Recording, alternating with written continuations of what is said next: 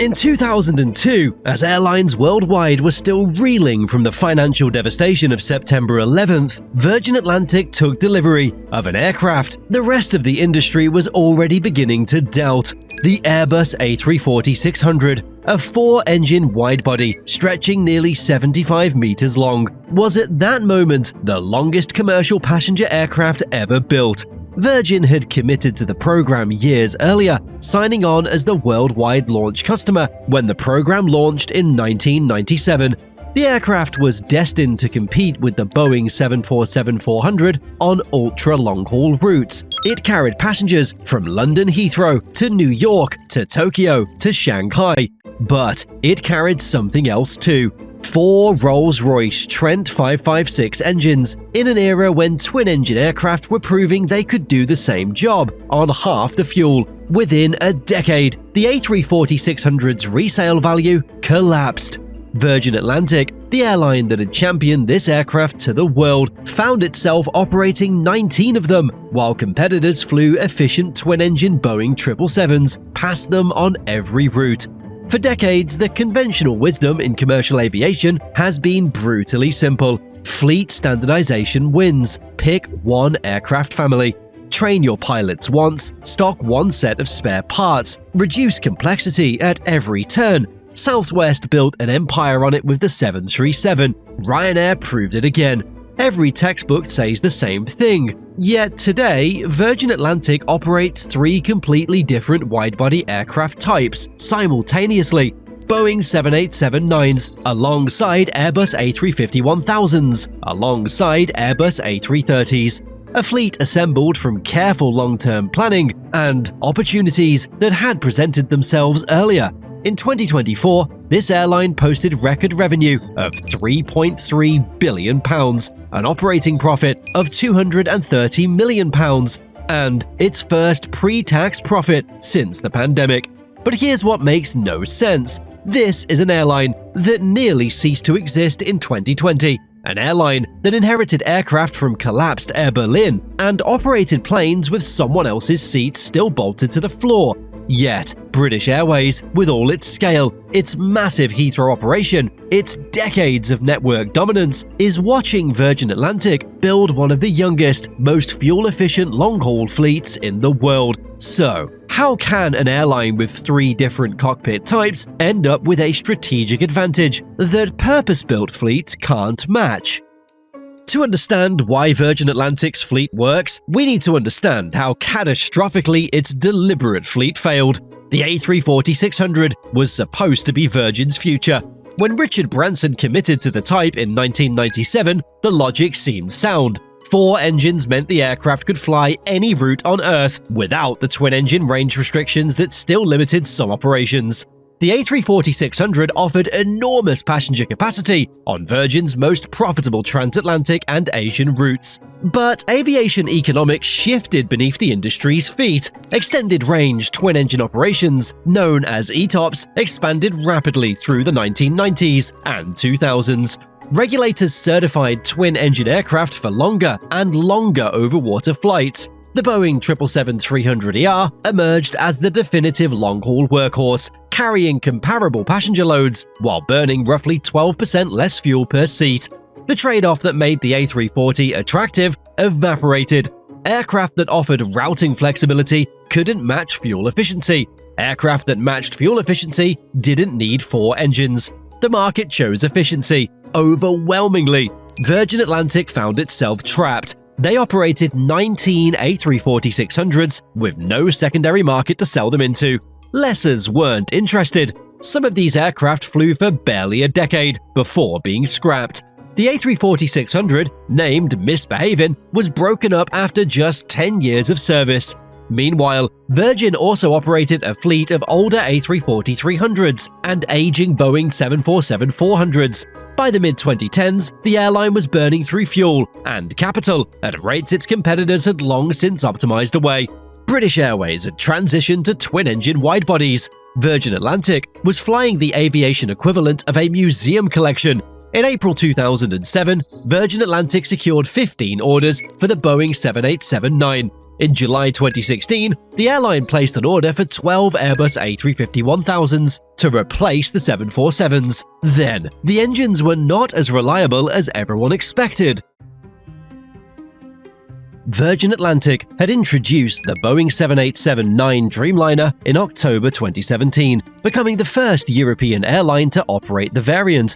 The aircraft represented exactly the kind of efficient, modern twin-engine technology the airline desperately needed. But Virgin Atlantic's 787s were operated by Rolls-Royce Trent 1000 engines. From early 2016 through 2019, those engines experienced severe blade cracking, caused by corrosion-related fatigue across the global fleet.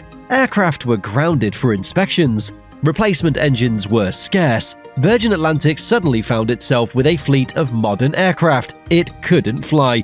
The airline faced an impossible operational choice. Routes needed to be covered, passengers had booked tickets, revenue couldn't simply evaporate, while Rolls-Royce sorted out its manufacturing problems.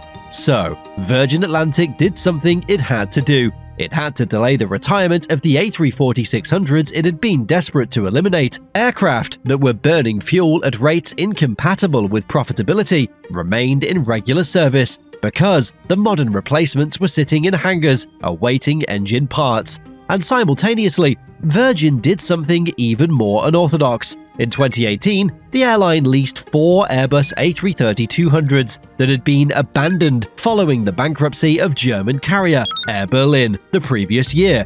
These weren't pristine aircraft custom configured for Virgin Atlantic's brand. Virgin's marketing team attempted to rebrand the Air Berlin business class seats as the Love Suite and Corner Solo Suite. Frequent flyers noticed immediately. These were standard staggered seats that lacked everything passengers associated with Virgin Atlantic's upper-class product. The airline was operating 4 engine relics alongside someone else's cast-off aircraft, alongside grounded Dreamliners. By every textbook metric, this fleet was a disaster. But something unexpected was happening beneath the surface. In June 2019, while still managing the Trent 1000 crisis, Virgin Atlantic placed an order for 14 Airbus A330-900s. This wasn't a panic purchase, it was a calculated move that exploited a market dislocation the airline had accidentally stumbled into understanding. You see, the A330neo program was kind of in trouble. Icelandic carrier WOW Air had collapsed entirely, leaving brand new A330neos stranded with lessors. The secondary market was flooded with an aircraft type that not a lot of major carriers had wanted in the first place. Virgin Atlantic recognized that these rejects represented extraordinary value. The A330-900 offered 12% better fuel efficiency than the A330-300s already in the fleet. It carried modern cabin technology. They were cheaper than the 787s. And critically, it shared something with the A350-1000s Virgin had already ordered. Under European Aviation Safety Agency regulations, the Airbus A330 and A350 share a common type rating. This is where the accidental strategy becomes genuinely brilliant. A pilot certified on the A330 can transition to the A350 through a short differences training module rather than a full type rating course. Virgin Atlantic could pool its aircraft-qualified pilots across 2 different aircraft families, dramatically reducing training costs and scheduling complexity. What looked like a chaotic fleet diversity was actually creating operational flexibility that a standardized fleet couldn't achieve. The Boeing 787-9 served mid-range routes efficiently. The A350-1000 handled ultra-long-haul, high-capacity trunk routes. The A330-900 bridged the gap on high-frequency transatlantic sectors with lower seat mile costs. 3 aircraft types, 3 distinct mission profiles, 1 shared Airbus pilot pool covering 2 of them. No airline planned this combination, but Virgin Atlantic had assembled a fleet architecture that matched aircraft to routes with unusual precision.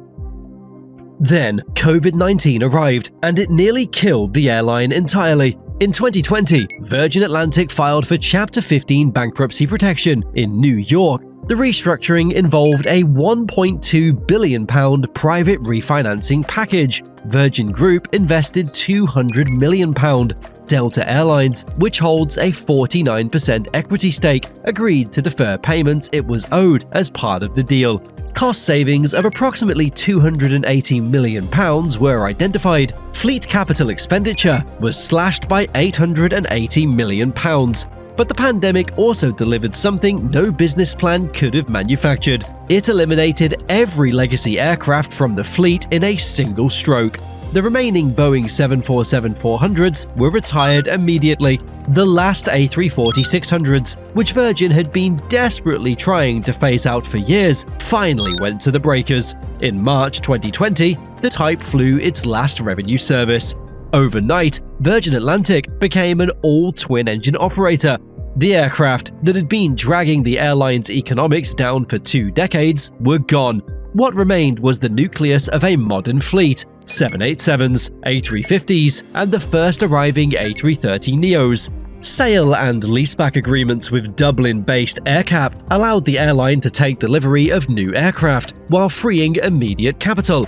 By July 2024, Virgin ordered an additional 7 A330-900s, bringing the total commitment to 19, while simultaneously cancelling its 2 final unfulfilled A350-1000 orders.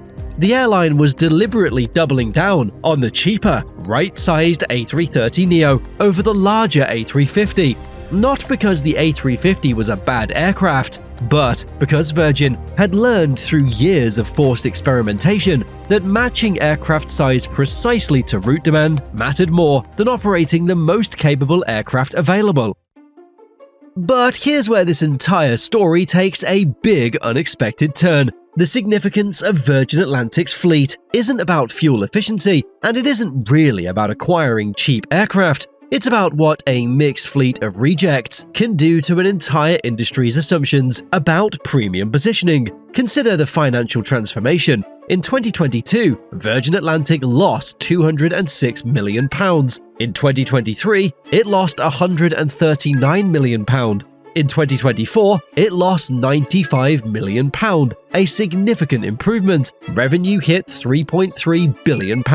Passenger revenue alone reached £2.6 billion, with a record £1 billion originating from US customers. This seems irrational. Airlines with messy, multi-type fleets aren't supposed to post strong financial results. The complexity premium, the additional maintenance lines, the spare parts inventory, the training overhead, these costs should erode profitability. But Virgin Atlantic's logic is strategic rather than operational. You see, the airline is executing a radical cabin reconfiguration across its entire fleet. The upcoming Boeing 787-9 retrofit will increase upper-class seats from 31 to 44 and premium economy from 35 to 56. Economy drops from 192 to just 127. The A330-900, arriving from late 2026, will carry 48 upper-class seats, including 6 retreat suites, 56 premium seats, and only 128 in economy. Virgin Atlantic is deliberately shrinking its economy cabin to expand its premium offering by over a third. Each aircraft type is being configured as a premium heavy variant, purpose-built for the transatlantic market, where Virgin competes directly with British Airways for high-yield business and leisure travelers. The mixed fleet enables something a standardized operation cannot. The A350-1000 deploys on the highest demand routes with maximum upper-class capacity. The 787-9 opens thinner routes, like new services to Seoul that couldn't justify a larger aircraft. The A330-900 operates high-frequency sectors to New York and Boston, where frequency and seat mile costs matter more than total capacity. The scarcity on each route is deliberate. Limited premium seats on carefully matched aircraft create value through exclusivity. A passenger choosing Virgin's retreat suite isn't just paying for a flat bed, they're paying for an experience designed around an aircraft matched precisely to that route's demand profile.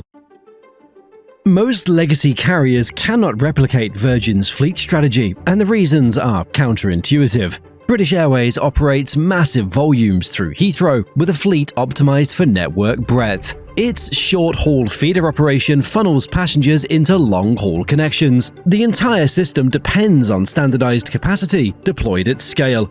Virgin Atlantic doesn't operate a single short-haul aircraft. Every plane in its fleet flies long-haul. Every seat is configured for premium heavy transatlantic and international markets. The airline is supported by its joint venture with Delta, which feeds North American traffic directly into Virgin's network. Moving a Virgin pilot from an A330neo Boston route to an A350 Hong Kong service requires days, not months.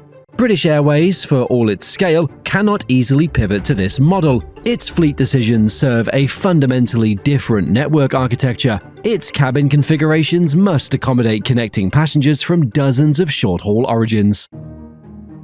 The aviation industry has always measured fleet strategy in terms of standardization, order book size, and unit economics. Virgin Atlantic is proposing something fundamentally different. Strategic coherence can emerge from apparent chaos. By 2028, the airline projects a fleet of exactly 45 next-generation aircraft, 19 A330-900 neos, 12 A350-1000s, 14 Boeing 787-9s, average fleet age of 6.4 years, approximately 30% more fuel efficient than comparable transatlantic operators, 74% next-generation aircraft already in service today. Virgin Atlantic's fleet doesn't replace British Airways' network model. BA will continue dominating Heathrow connectivity. The Gulf carriers will continue routing millions through Dubai and Doha. The mega hubs aren't disappearing.